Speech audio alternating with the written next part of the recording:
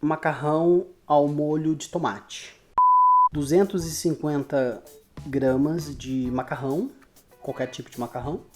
Eu fiz com espaguete. 4 tomates italianos, ou qualquer outro tipo de tomate. 1 dente de alho. Sal e pimenta a gosto. Azeite também a gosto. Manjericão, qualquer tipo de manjericão, também a gosto, para usar fresco. Salsinha, mas também pode ser salsinha, cebolinha, cheiro verde. A ideia de hoje é fazer um macarrão com molho de tomate e falar sobre Pitágoras, o filósofo pré-socrático. Essa é uma receita vegetariana e é por isso que a gente vai falar sobre Pitágoras, porque Pitágoras era vegetariano. Quer dizer, ele se tornou vegetariano. Ele viveu entre os séculos 6 e 5 a.C. Eu começo picando o alho. Eu pico o alho em cubos. Pego esse dente de alho, divido ao meio. Faço fileiras, filetes em cada uma dessas partes de meio. E depois pico em quadrados, quadradinhos pequenos. Corto esse topo do tomate, pego esses tomates e fervo na água. Coloco em água para ferver. Fervo esses tomates na água para tirar a pele. Coloco no escorredor esses 4 tomates, jogo uma água gelada em cima e tiro só a pele. Tiro a pele desses tomates. Então, tomates pelados. Eu prefiro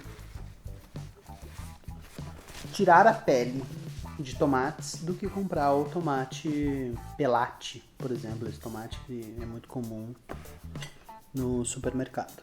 Tem gente que tira semente, é verdade, e deixa o molho de tomate cozinhando por horas. Não é o caso, não é o modo como a gente vai fazer esse. Um detalhe, esse é um detalhe muito importante. Tirar aquela raiz branca, aquela espécie de caule que tem dentro do tomate, aquela parte branca. A gente corta o tomate em cubos.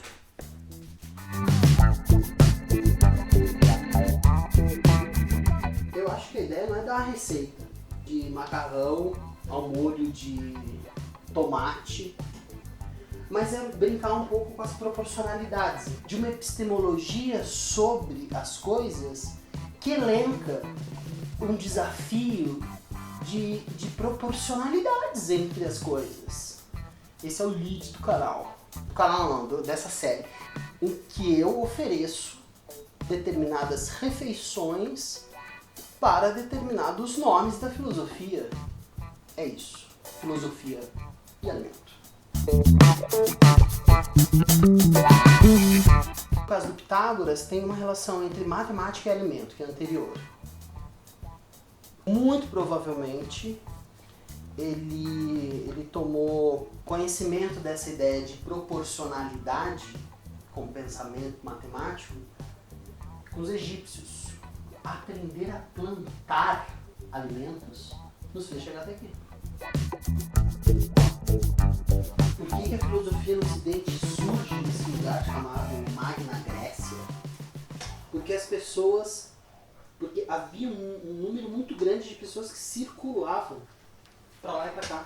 Os gregos eram navegadores, eles moravam, a maioria não havia muita cidade de interior. Os gregos decidiram povoar os litorais desse lugar que está cheio de mar. E essa gente andava por aí, quer dizer, as pessoas privilegiadas, né?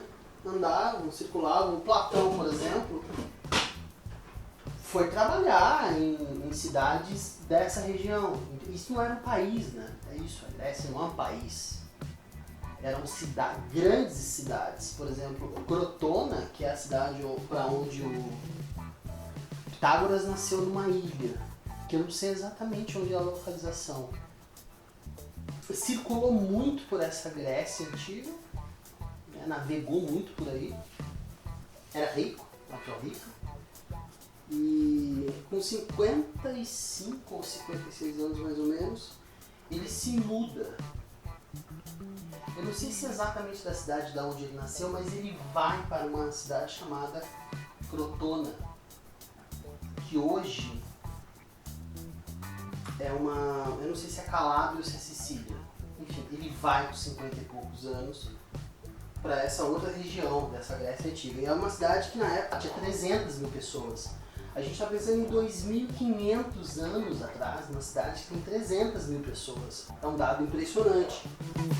Então é desse tipo de gente que a gente está falando, desse tipo de circulação de gente, sabe, nessa Grécia Antiga. E é aí que surge a filosofia. Tem uma tese enorme do senhor que estuda a Grécia, que diz que a filosofia é filha da cidade. É isso que é importante. O Pitágoras, enfim, não só o Pitágoras, mas todos os pré-socráticos são figuras.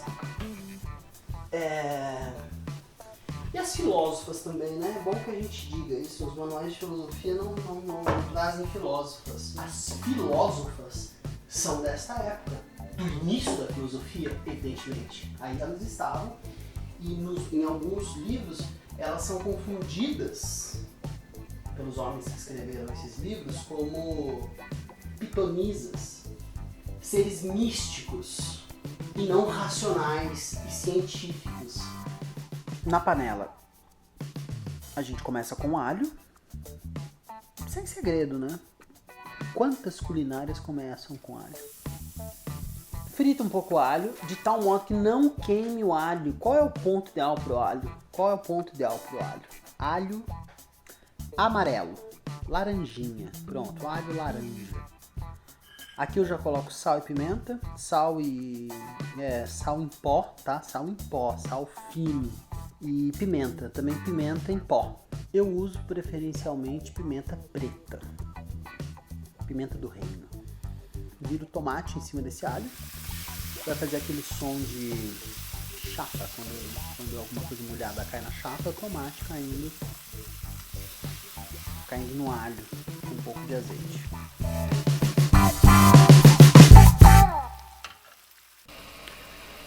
E disso vai sair o molho. É isso aqui. Essa é a base do molho. A gente acrescenta água conforme a necessidade. Não pode ficar muito aguado e não pode ficar muito pastoso. Na mesma água do tomate, a gente cozinha o macarrão. Macarrão al dente e finalmente um queijo ralado.